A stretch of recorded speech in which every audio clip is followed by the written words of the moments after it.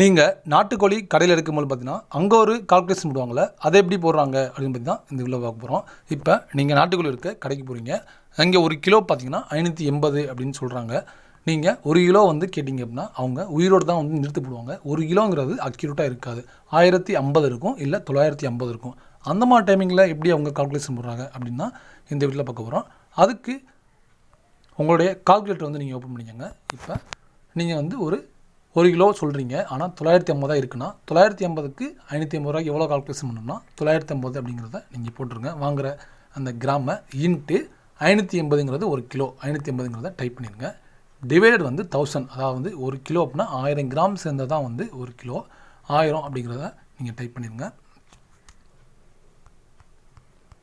Equal கொடுத்தீங்கன்னா 550 ரூபா, 950 கிராமுக்கு வந்து 550 ரூபா வந்து கேட்பாங்க. இதுவே 1300 கிராம் இருக்குன்னா அதை எப்படி கால்குலேட் பண்ணுறதுனா 1300 அப்படிங்கிறத டைப் பண்ணிடுங்க. இன்ட்டு 550 வந்து ஒரு கிலோவுக்கு டிவைடர் 1000 ஈக்குவல் கொடுத்தீங்கன்னா 754 ரூபா, 1300 கிராமுக்கு 754 ரூபா வந்து கேட்பாங்க. இந்த மாதிரி தான் உங்கள் மொபைலே பார்த்தீங்கன்னா நீங்கள் நாட்டுக்கோழி எடுக்க போனீங்கன்னா எப்படி கால்குலேஷன் போடுறாங்க அப்படின்னு கரெக்டாக அப்படின்னு நீங்கள் செக் பண்ணிக்கலாம். இந்த வீடியோ யூஸ்ஃபுல்லாக இருந்துச்சுன்னா லைக் பண்ணுங்கள், ஷேர் பண்ணுங்கள், கமெண்ட் பண்ணுங்கள். இதுவரை நம்ம சேனலை சப்ஸ்கிரைப் பண்ணாதவங்க சப்ஸ்கிரைப் பண்ணிடுங்க. தேங்க்யூ ஃபார் வாட்சிங்.